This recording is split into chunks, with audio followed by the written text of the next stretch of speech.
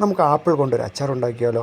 ഞാൻ apple cut ചെയ്തെടുത്തിട്ടുണ്ട്. അതുപോലെ പുളിവെള്ളം, കറിവേപ്പില, ചെറിയ ഉള്ളി, വെളുത്തുള്ളി, ഇഞ്ചി, പച്ചമുളക് ഇത്രയും കട്ട് ചെയ്ത് മാറ്റി വെച്ചിട്ടുണ്ട്.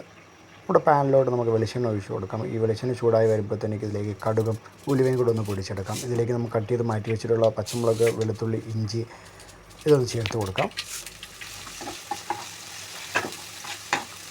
ഇത് ഏകദേശം റെഡിയായി വരുമ്പോഴത്തേന് എരിവിന് ആവശ്യമായ മുളക് പൊടി, മല്ലിപ്പൊടി, മഞ്ഞൾപ്പൊടി, കുറച്ച് ഉപ്പ്, കായപ്പൊടി ഇത്രയും ചേർത്ത് നമുക്ക് നല്ലപോലെ മിക്സ് ചെയ്തെടുക്കാം.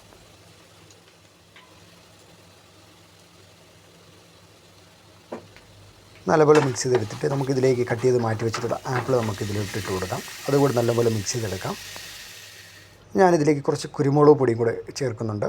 അത് ചേർത്ത് നല്ലപോലെ ഇളക്കിയിട്ട് നമുക്കിതിലേക്ക് പുളിവെള്ളം മാറ്റി വെച്ചിട്ടുള്ള പുളിവെള്ളം ചേർത്ത് നല്ലപോലെ മിക്സ് ചെയ്തെടുക്കാം. ഒരു 5 മിനിറ്റ് ഒന്ന് വേവിക്കുക. നമ്മുടെ ആപ്പിൾ അച്ചാർ ഇവിടെ റെഡി ആയിട്ടുണ്ട്. ബൈ.